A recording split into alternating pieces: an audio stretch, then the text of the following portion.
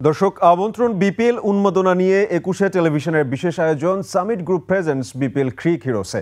দর্শক শুরু হয়েছে ৪৬ ম্যাচের মহরণ, যেখানে ট্রফির লড়াইয়ে ৩টি ভেন্যুতে মুখোমুখি হচ্ছে ৭টি দল। জুলাই অভ্যুত্থানের আলোকে এবারে বিপিএলে থাকছে নতুন সব চমক, আর সেই চমক ও প্রতিটি ম্যাচের আদ্যপান্ত তুলে ধরতে আমাদের এই বিশেষ আয়োজন। আজ আমাদের সাথে স্টুডিওতে উপস্থিত আছেন বাংলাদেশ বয়সভিত্তিক জাতীয় দলের সাবেক ক্রিকেটার এবং ধারাভাষ্যকর মাজহারউদ্দিন অমি। অমি ভাই, আপনাকে অসংখ্য ধন্যবাদ আমাদের সাথে আজকে স্টুডিওতে এসে যুক্ত হওয়ার জন্য। আমি শুরুতেই আজকের ম্যাচ নিয়ে আপনার কাছে জানতে যাচ্ছি, কেমন এনজয় করলেন আজকের ম্যাচ? আউটস্ট্যান্ডিং। আমার মনে হয় যে এই যাবৎকালের এই এডিশনের বিপিএল এর সবচেয়ে ভালো ম্যাচ হয়েছে আর কি। Two of the best teams played against each other. আমরা বলছিলাম অফ এয়ারে যে রংপুর এবং বরিশাল দুইটা ভালো টিম কম্পিট করছে এবং আনবিটেন রান কিন্তু যাচ্ছে রংপুরের।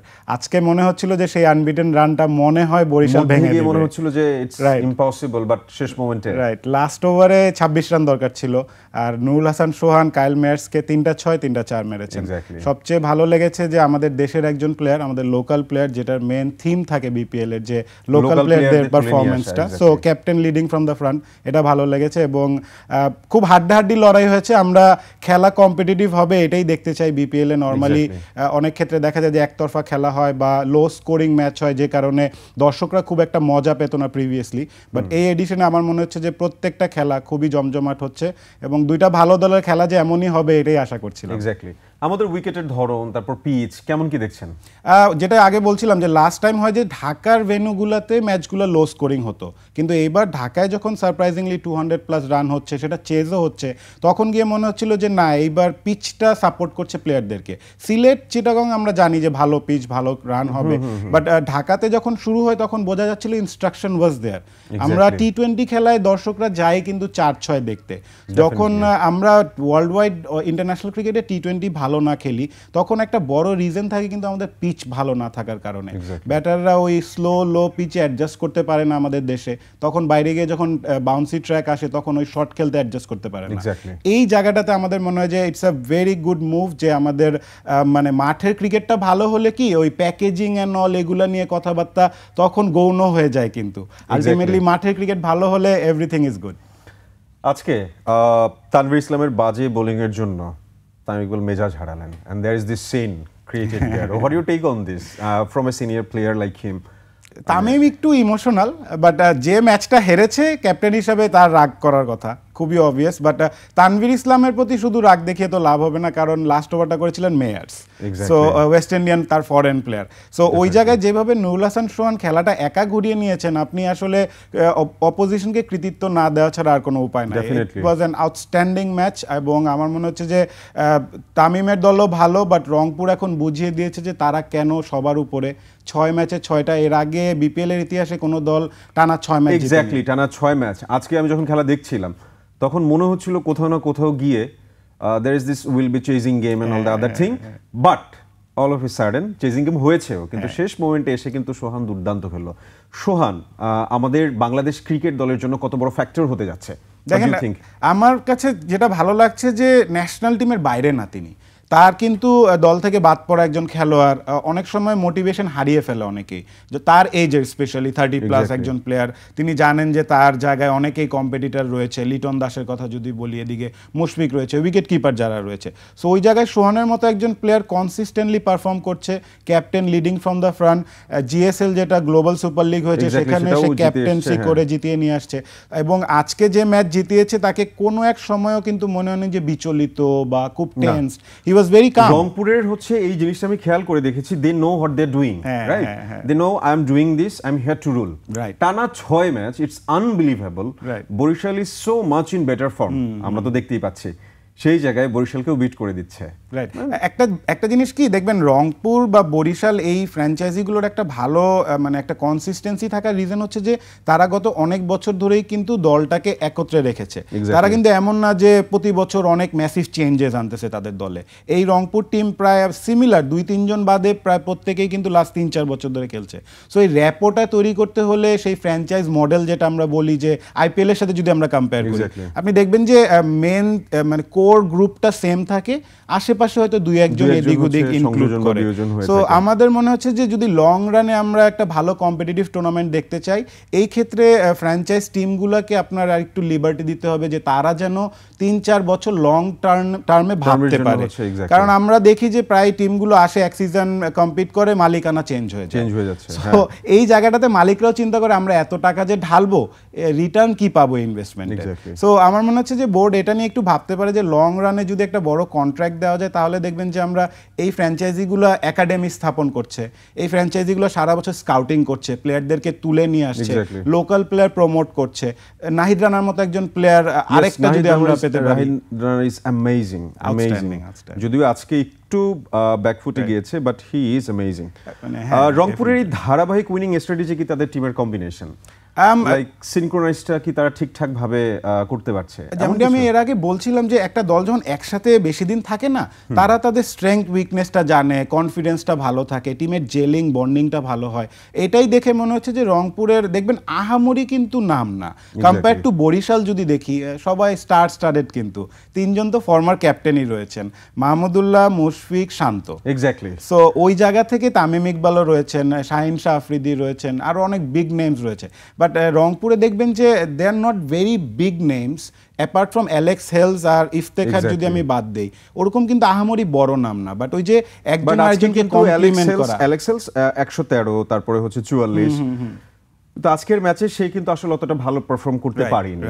সো আপনার 16 রানেই ফিরে গিয়েছে। কিন্তু আমাদের লোকাল যে প্লেয়াররা আছে, my goodness, they were on fire. Right. আরেকটা কথা হচ্ছিল আমাদের সোহার, এক্স্যাক্টলি, আরেকটা কথা হচ্ছিল যে রংপুরের কিন্তু মিডল অর্ডার টেস্ট হয়নি। গত 5 ম্যাচে আমরা দেখেছি যে তাদের টপ 2-3 জনই ভালো পারফর্ম করেছে, অ্যালেক্স হেল, সাইফ হাসান, আজকে আমরা দেখেছি তৌফিক খান তুষারকে ওপেন করিয়েছে। বাট টপে যখন 2 জন ইনফর্ম ব্যাটার আউট হয়ে যায়, আমরা ভাবছিলাম যে মিডল অর্ডার তো টেস্টেড না, এত বড় রান কিভাবে তারা করবে, এটা দেখার বিষয় ছিল। But the way they complimented each other, তাদের ফরেনার এবং লোকালের মিক্সিংটা ভালো হচ্ছে। আমরা অন্য দলে দেখি যে বেশিরভাগ ক্ষেত্রেই ফরেনারদের উপর ডিপেন্ড থাকে। এই রংপুর দলের একটা সবচেয়ে ভালো পয়েন্ট হচ্ছে যে তারা ফরেনারদের উপর একদম ফুললি ডিপেন্ডেন্ট না, যদি একদিন ফরেনার খারাপ করে তাদের লোকালরা রয়েছে চিপ ইন করবে। এক্স্যাক্টলি। শেখ মাহিদের প্রথম ওভারে তামিম ইকবাল কোনো রান করতে পারেনি, কিন্তু পরে আপনার হচ্ছে জোড়া 4 মারল, এরপরে 6, 34 বলে 40 রান আজকে করেছে, এবং উনি টি-20 ফরম্যাটে 8000 রানের ক্লাবে ঢুকে গিয়েছে। So big congratulation to him, definitely. কিন্তু তামিম ইকবাল যে ছন্দে আছে, এই ছন্দটা সবসময় কিন্তু হচ্ছে আপনার মানে ধারাবাহিক থাকে না। মানে আমি যদি আমাদের হচ্ছে দর্শকের পয়েন্ট অফ ভিউ থেকে বলি, we want in every match Tamim ইকবালকে চাই, কিন্তু এই জায়গায় আসলে লুপহোলটা কোথায় ক্রিয়েট হয়, বা কোন জায়গাটায় গিয়ে হচ্ছে আপনার তামিম ইকবালের ট্যাকটিক্স বলেন বা হচ্ছে প্রিকশনস অথবা লাক, কোন জায়গায় গিয়ে কাজ করে না?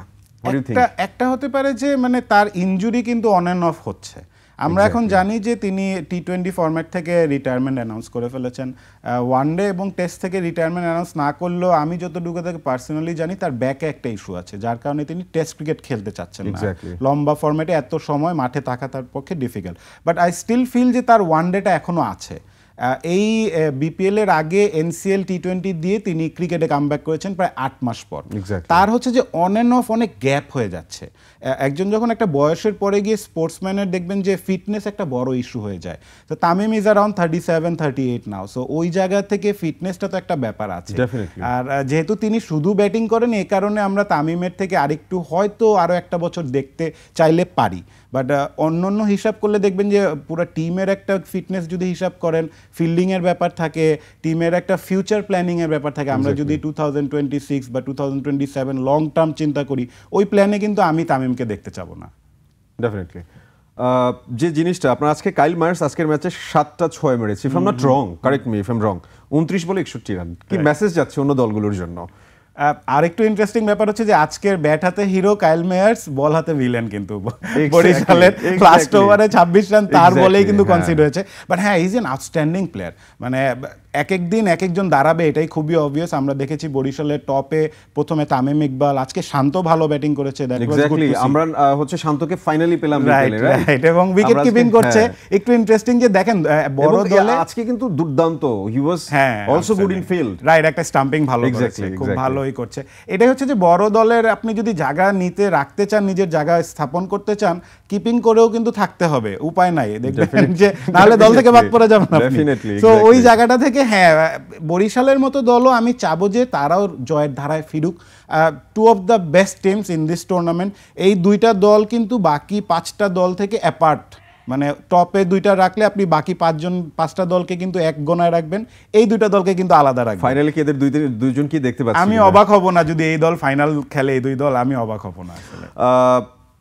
I want to ask you about Kamrul Rabbi, মানে একই ওভারে সে শান্ত এবং তামিমকে আউট করলো। What your thoughts on Kamrul Rabbi? ওই ওভারটা খুবই টার্নিং পয়েন্ট ছিল কিন্তু, যেভাবে শান্ত এবং তামিম স্টার্টটা দিয়েছিলেন, শুরুতে যদি একটু স্লো ছিলেন বাট তারপর কিন্তু রিদম এবং মোমেন্টামটা তারা পেয়েছিলেন। ওই প্রথমে তিনি শান্তকে আউট করলেন, তামিম খুবই ফ্রাস্ট্রেটেড হয়ে গেল শান্তর আউট দেখে, ঠিক ওই ওভারের লাস্ট বলে আবার তামিমও আউট হলো। এই কামরুল ইসলাম রাব্বি কিন্তু এই বিপিএল এর আগে এনসিএল টি20 হয়েছিল একটা, সেখানে he was among the top wicket takers. তিনি কিন্তু এক্সপিরিয়েন্স ক্যাম্পেইনের আরেকজন জাতীয় দলের বাইরে থাকা প্লেয়ার।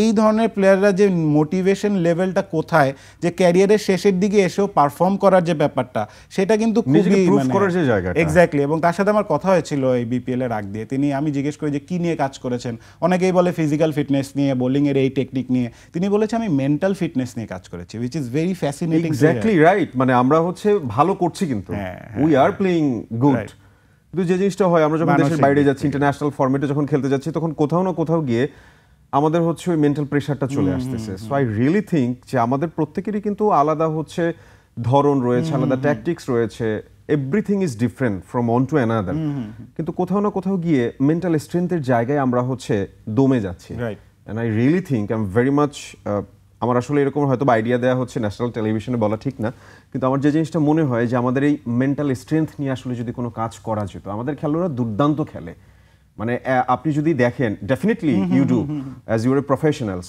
কোথাও না কোথাও গিয়ে আমরা খুব ভালো করছি, আমরা খুব ভালোভাবে জ্বলে উঠছি, কিন্তু just in a few months we just faded away. এটা একটা হতে পারে কি যে কালচারটা আমাদের, মানে আমরা ওই কম্পিটিটিভনেসটা না বেশি দিন ধরে রাখতে পারি না, যেটা আপনি পয়েন্ট আউট করলেন। এটার একটা রিজন হচ্ছে যে আপনার কম্পিটিশন লেভেলটা যদি কম থাকে, আমাদের ন্যাশনাল টিমে দেখবেন যে সাপোজ আমি সৌম্যর কথাই বলি, সৌম্য সরকার খুবই highly rated, highly talented player, but তার কনসিস্টেন্সির অভাব। আসেন, ভালো করেন, বাদ হয়ে যান, তারপর তিনি কিভাবে কামব্যাক করেন যখন অন্য কেউ তার জায়গায় খারাপ খেলে। এমন না কিন্তু যে সৌম্য ভালো করে জায়গাটা নিচ্ছে, এই জায়গাটাতেই কম্পিটিটিভনেসটা বাড়াতে হবে। আমাদের পেস বোলিং ইউনিটে উন্নতির একটা বড় কারণ হচ্ছে যে একজনের পিছনে দুইজন ওয়েট করছে। আমি তাসকিনের কথা বলবো, নাহিদ রানার কথা বলবো, মুস্তাফিজের কথা বলবো, পেছনে কিন্তু এবাদত বসে আছে, খালেদ বসে আছে, মুকিদুল মুগ্ধ বসে আছে, আমাদের হাসান মাহমুদ বসে আছে। সো এই যে যখন আপনি দেখবেন যে আপনার পেছনে একজন আপনাকে পুশ করছে, আপনিও কিন্তু আপনার বেটারটা দেওয়ার চেষ্টা করবেন। আমাদের ডোমেস্টিক ক্রিকেটটাতে আরো ফোকাস করতে হবে। আমাদের ডোমেস্টিক ক্রিকেটে এই ধরনের পিচ খুবই দরকার। আমরা প্রায় ঢাকা ক্লাব ক্রিকেটে দেখি যে স্পিনাররা এসে উইকেট নিয়ে চলে যেত, আমরা বাইরের দেশে গিয়ে দেখতাম যে আমাদের পেস বোলাররা ভালো করতো না, আমাদের ব্যাটাররা পেস বোলারদের এগেনস্টে ভালো করতে পারতো না। এখন আমরা দেখছি আমরা ওয়েস্ট ইন্ডিজে গিয়ে টেস্ট ম্যাচ জিতি, আমরা ওয়েস্ট ইন্ডিজে গিয়ে টি20 সিরিজ জিতি। সো এই যে মানে একদম গোড়ায় পানি ঢালতে হবে, আদারওয়াইজ আপনি উপরে উপরে পানি ঢাললে লাভ হবে না।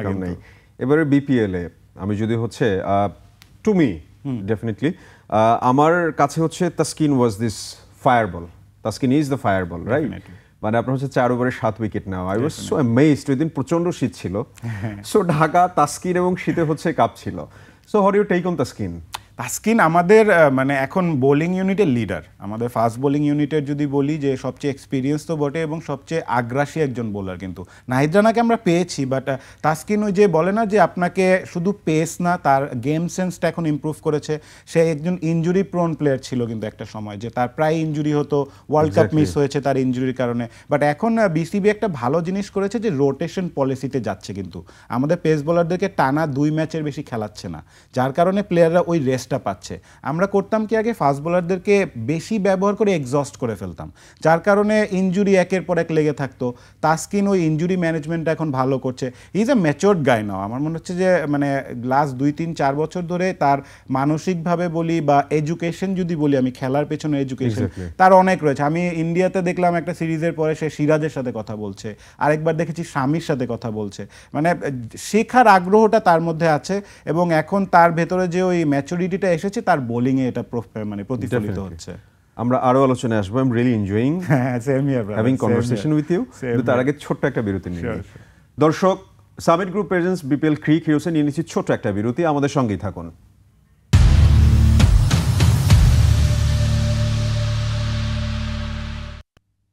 দর্শক, Summit Group presents BPL Cric হিরোসে আরও একবার আমন্ত্রণ। আমরা চলে যাচ্ছি আমাদের আলোচনায়। যেমনটা বলছিলাম, I really want to know about wicket pattern now and about pitch. What your take and thought on this? যেমনটি বলছিলাম যে মানে Sylhet Chittagong far better compare to Dhaka. এইবার যেটা করা হয়েছে যে ঢাকার পিচকে রেস্ট দেওয়া হয়েছে। আমরা দেখেছি যে মেয়েদের আয়ারল্যান্ড সিরিজ ছিল, মিরপুরে যে পিচে মেয়েদেরটাই খেলা হয়েছে। আমি পিচ রিপোর্ট করতে যাচ্ছিলাম, আমি কমেন্ট্রি প্যানেলে ছিলাম তখন, তো 3টা পিচ ইউজ করা হয়নি। তো আমি বলতেছি যে এই পিচগুলো কেন ইউজ করতেছেন না? বলে যে এই পিচটা বিপিএল এর জন্য আমরা প্রিপেয়ার করছি। সো প্ল্যানিংটা কিন্তু অনেক আগে থেকে। আমরা একটা পিচে যদি রেগুলার খেলাবো পিচটা টায়ার্ড হয়ে যাবে। আর এইবারের প্যাটার্নটা হচ্ছে যে কিছুদিন ঢাকায়, তারপর কিছুদিন সিলেটে, চিটাগাংয়ে, আবার ঢাকায় আসবে। সো যত ভেন্যু বাড়বে তখন পিচগুলো রেস্ট হওয়ার সুযোগ পায়। আর পিচে অবভিয়াসলি ইনস্ট্রাকশন ছিল এবার যে পিচ যাতে ভালো হয়। আমরা লাস্ট কয়েক বছর ধরেই দেখেছি যে পিচ নিয়ে অনেক কথা হয়, শুরু থেকেই কথা হয়। আর একটা দেশের ক্রিকেটে উন্নতি হতে হলে পিচ কিন্তু খুবই ইম্পর্টেন্ট। ডেফিনেটলি আমাদের হচ্ছে মিরপুর মানে ক্রিকেট গ্রাউন্ডে হচ্ছে অনেক বেশি লোড পড়ে গেছে। It was like hell, now it has become paradise. সবচেয়ে মজার ব্যাপার হচ্ছে যারা খেলে তারাই বলে যে মিরপুরের পিচ সম্পর্কে আমাদের এখনো কোনো ধারণা হয়নি। প্লেয়ার্স লাইক তামিম ইকবাল বা মুশফিক, ওরাও বলে যে মিরপুরের পিচের কোনো আগামাথা নাই, আমরা জানি না আসলে মিরপুরের পিচ কি হবে। বাট এইভাবে যদি হতে থাকে এখন গিয়ে প্লেয়াররা একটু স্বাচ্ছন্দ্য বোধ করবে, সেই সাহসটা পাবে নিজেদের খেলার। আরেকটা হোয়াট আই রিয়েলি ফিল, আমার পার্সোনাল থট হয় যে আইপিএলে আমরা যেমন দেখি যে হোম অ্যান্ড আওয়ে বেসিসে কিন্তু খেলা হয়। টিমগুলা ধরেন আমি রংপুর, আমার রংপুরের একটা গ্রাউন্ড থাকবে, সেখানে যখন আমি খেলবো তখন আমার ক্রাউড সাপোর্টটা থাকবে। আবার আমি যখন রাজশাহীর সাথে খেলতে যাব, রাজশাহীতে গিয়ে খেলবো, রাজশাহীর একটা ক্রাউড সাপোর্ট। তাহলে হবে কি যে ওই ফ্যান বেসটা বাড়বে, আপনার যে ফ্র্যাঞ্চাইজির প্রতি যে লয়্যালটিটা আমরা দেখি, চেন্নাইয়ের প্রতি তাদের যে দর্শকদের যে লয়্যালটিটা, আপনি দুনিয়া একদিকে থাক, চেন্নাই আরেকদিকে থাক, চেন্নাইয়ের সাপোর্টাররা চেন্নাইকে সাপোর্ট করবে। ইভেন সচিন টেন্ডুলকারও যদি অপোজিশনে থাকে, দে উইল সাপোর্ট চেন্নাই। এটা কিন্তু ওই জিনিসটা তৈরি করা। আসলে সেটাই তো, মানে বিপিএল এ দর্শকের যে ক্রাউডটা, দর্শকের যে চিয়ারটা, that's a very good portion. হ্যাঁ, ডেফিনেটলি। আমরা তো খেলি দর্শকদের জন্য। আমাদের প্লেয়ারদের কথা বলি, বোর্ডের কথা যদি বলি, আলটিমেটলি যদি মাঠে দর্শক না আসে কিন্তু ভালো লাগে না। এই যে দেখেন সিলেটে এখন খেলা হচ্ছে, যে পরিমাণ দর্শক হচ্ছে, এটা কিন্তু ক্রিকেটের জন্য খুবই ভালো। ঢাকায় যদি আপনি সব ম্যাচ দিবেন, Dhaka busy city, to be very honest, আমরা সবাই কাজে থাকি, হয়তো খুব বেশি হলে ফোনে দেখে নিব, খুব রেয়ারলি বন্ধের দিনে হয়তো গিয়ে মাঠে খেলা দেখবো। বাট আপনি রাজশাহীতে আজকে খেলা দেন, যে কোনো দিন মানুষ ভরে যাবে। আপনি বগুড়ায় খেলা দেন, আপনি সিলেটে খেলা হচ্ছে, রাজশাহী বা এরকম খুলনাতে যদি খেলা হয়, এই হোম অ্যান্ড অ্যাওয়ে বেসিসটা করাটা দরকার। এটা একটা রিজনে হয় না, কারণ প্রোডাকশন যেটা থাকে টিভি ব্রডকাস্টিংয়ের, ক্রুগুলা পুরো সেট আপ নিয়ে মুভ করাটা একটু ডিফিকাল্ট। সো যদি আপনার মানে বাট নট ইম্পসিবল, হ্যাঁ ডেফিনেটলি, যদি আপনার দর্শকরা সেই উন্মাদনা দেখায়, সেটা আপনাকে প্রম্পট করবে যে না, আমি গিয়ে জিনিসটাকে আরো বড় করি। আর যত বড় পরিসরে আমরা করব, তখন গিয়ে দেখবেন যে পিচের কথা আপনি শুরুতে বললেন, তখন পিচগুলো রেস্ট পাবে, আমরা বিভিন্ন ফ্লেভারও পাবো। রাজশাহীর পিচ কিন্তু পেস বোলারদের জন্য অনেক ভালো, খুলনার পিচ আবার ব্যাটারদের জন্য অনেক ভালো। আবার আমি যদি এখন মিরপুরে যাই, মিরপুরে আবার স্পিনাররা একটু আধিপত্য বিস্তার করে। সো এই ফ্লেভারগুলো যখন আমরা বিভিন্ন রিজনে গিয়ে খেলবো, তখন আমরা অস্ট্রেলিয়ার পার্থে গিয়ে পেস বল খেলতে আমাদের অসুবিধা হবে না, বা পাকিস্তানে গিয়ে টার্নিং ট্র্যাকে গিয়ে আমাদের কোনো প্রবলেম হবে না আর কি। Now I want to talk about your second match, Dhaka Capitals versus Chittagong. আপনার হচ্ছে চিটাগং কিংস হচ্ছে আপনার টস জিতেছে and they decided to bat. Okay. If I'm not wrong. So আমার যে জিনিসটা জানার ছিল সেটা হচ্ছে ঢাকা ক্যাপিটালস কি জিতবে এবার বিপিএল একটা ম্যাচও? দেখেন ঢাকা ক্যাপিটালসের জন্য আমার খারাপ লাগে ইন সেন্স যে তাদের লোকাল 3-4 জন বাংলাদেশের টপ প্লেয়ার। এক্স্যাক্টলি। আমি যদি লিটন দাসের কথা যদি বলি, তানজিদ হাসান তামিমের কথা বলি, মুস্তাফিজ রয়েছে ওই দলে, এই দলটা মানে রিদমই পাচ্ছে না। একটা ব্যাপার হচ্ছে যে তারা খুব বেশি ফরেন নির্ভর, কিন্তু তাদের ফরেনার ভালো না। হ্যাঁ, মানে প্রবলেমটা কিন্তু এখানে not up to the mark. Right, তো তারা চাচ্ছে not যে in তাদের form. ফরেনাররা তাদেরকে ম্যাচ জিতাবে। এইভাবে আসলে আপনি একটা ফ্র্যাঞ্চাইজি, আরেকটা ব্যাড লাকটা ওই যে ওমেন, যেটা আর কি একটা কার্ডস থাকে, ওটা কাটাতে হয়। একটা ম্যাচ জিতে গেলে দেখবেন যে ওই ব্যারিয়ারটা ভেঙে গেছে ওদের। রাইট, এবং ইনফ্যাক্ট আরো যদি আমি ক্রিকেটের বাইরেও যদি চিন্তা করি যে একজন বাংলাদেশের সুপারস্টার শাকিব খান দলটা কিনেছেন, সো তার এনকারেজমেন্টেরও তো দরকার আছে। তিনি এখন মনে মনে ভাববেন this amazing enchanting theme song, মানে do justice to that. Exactly, মানে দেখেন, মানে ক্রিকেটটা it's not just limited to cricket now, এটা কিন্তু গ্ল্যামারাস পর্যায়ে চলে গেছে এখন। সো আজকে শাকিব খান এসেছে, তার দেখা দেখি হয়তো আরো বড় কোনো গ্রুপের কেউ আসবে বা অন্য কোনো ফিল্ডের আমাদের দেশের ক্রিকেটের জন্য এটা খুব ভালো, ডেফিনেটলি। এবং এটার জন্য হলেও আমি চাবো তাই এই দলটা একটু ভালো করুক, কারণ একটা দল সব ম্যাচ হেরেই যাবে তাহলে টুর্নামেন্টেরও মজাটা থাকে না কিন্তু।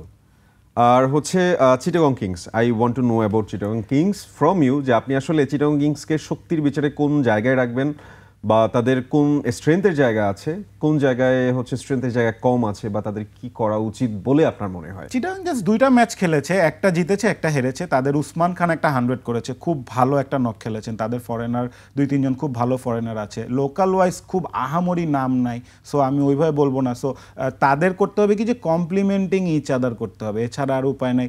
মিডিয়রকার একটা টিম করেছে তারা, কিন্তু এই ধরনের দল যখন জেল হয়ে যাবে তাদেরকে কিন্তু স্টপ করা মুশকিল। তাদের মেন্টর রয়েছেন আফ্রিদি, সো ওই জায়গাটা তো একটা ব্যাপার রয়েছে। শাহিদ আফ্রিদির মতো একজন মেন্টর, তাদের ডাগআউটে থাকা, ড্রেসিং রুমে শেয়ার করা, বিপিএল এর এটা আরেকটা খুব ভালো একটা পার্ট। আমি এই জিনিসটা আপনার কাছে জানতে চাইতাম এখনই, যে বিপিএল এর খুব ভালো পার্ট হচ্ছে যে এই যে শন টেইটের মতো একজন কোচ, একজন রয়েছেন এক দলের কোচ।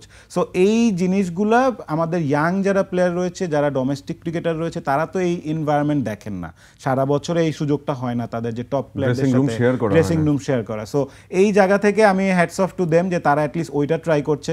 দলটা আমি বলবো যে তাদের মানে অকশনের সময় বা ড্রাফটের সময় একটু দল মেকিং আমার মনে হচ্ছে যে লোকাল প্লেয়ারদের প্রাধান্যটা তারা একটু কম দিয়ে ফেলেছে। বাট নেভারদারলেস তাদের মাত্র শুরু তো, 3rd গেম, সো আজকে যদি তারা আবার রিদমটা পায় তাহলে গিয়ে সামনে মজা হবে। আমি চাই যে টপ 4-এর জন্য যাতে অ্যাটলিস্ট 6টা টিম লড়াই করে। আমরা প্রায় দেখি যে টুর্নামেন্টের শেষের দিকে এসে আমরা বুঝে যাচ্ছি এই 4টা টিম তো যাবেই প্লে অফে। আমি চাচ্ছি যে শেষ মুহূর্ত পর্যন্ত যাতে, আমিও এই ক্রেজটা যাচ্ছি যে এবার আমরা আসলে ডিসাইড করতে পারবো না যে কোন টপ 4-এ কারা যাচ্ছে।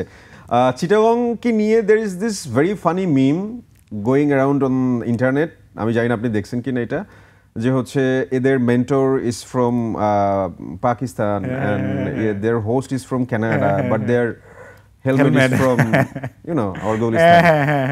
So এই জিনিসটা আই গেস কাটে উঠতে পারবে তাদের খেলার মাধ্যমে, people will not talk about it. But now I want to ask you this question, Shakib Al Hasan bowling অ্যাকশনের জন্য আবারও ফেইল্ড হয়েছে চেন্নাইয়ে, যে হচ্ছে ওনার পরীক্ষাটা গেল, আমরা কি তাকে পাওয়ার আশাটা চ্যাম্পিয়ন্স ট্রফিতে একেবারে হারিয়ে ফেলছে?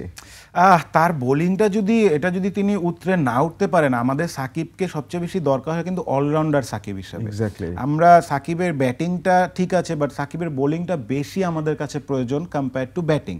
এখন যদি তার বোলিংই নিষিদ্ধ হয়ে যায়, আপনি শুধু একজন ব্যাটার সাকিবকে খেলালে টিমের কম্বিনেশনটা যেটা আগে আমরা পেতাম সেটা কি এখন পাবো? একটা প্লেয়ার যখন প্রায় 6 মাস 8 মাস ধরে দলের বাইরে বা টিমের বাইরে বলতে গেলে, কারণ ওয়ানডে ক্রিকেট লাস্ট হয়েছে ওয়েস্ট ইন্ডিজে, সেখানে তিনি খেলতে যাননি। সো ওইখানে একটা প্লেয়ারকে আবার শেষ মুহূর্তে দলে আনা, দলে এনে টিমে এটা কি একটা ভালো বার্তা দিবে কিনা, এটা একটা ব্যাপার রয়েছে। But still Shakib any day, আমি চাবো সাকিব আল হাসানকে যদি তার বোলিংটাও সাথে থাকে।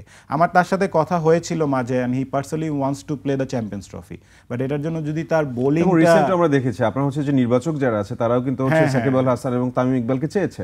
রাইট, ইনফ্যাক্ট ক্যাপ্টেন শান্ত যতটুকু শুনেছি যে 4 জন সিনিয়র প্লেয়ারকেই তিনি চ্যাম্পিয়ন্স ট্রফি দলে চাচ্ছেন, Riyad, Mushfiq, Tamim, Shakib, which is a good thing যে একটা ক্যাপ্টেন চাচ্ছে তার প্লেয়ারদেরকে। বাট সিলেক্টরদের এখানে একটা গাট শো করতে হবে যে আমি জাস্ট পপুলার অপিনিয়নে যাব যে সবাই চাচ্ছে এর জন্যই জন্য আমি কি নিব চাও? নাকি নাকি আসলে আমার it's good দলে for our প্রয়োজন team? আছে, Exactly. এটা আমার মনে হয় যে এখন সময় এসেছে একটু গাট শো করা। ইনফ্যাক্ট তামিম ইকবালের ক্ষেত্রে আমি বলবো no matter how good he is playing in টি20s, one day is a different game.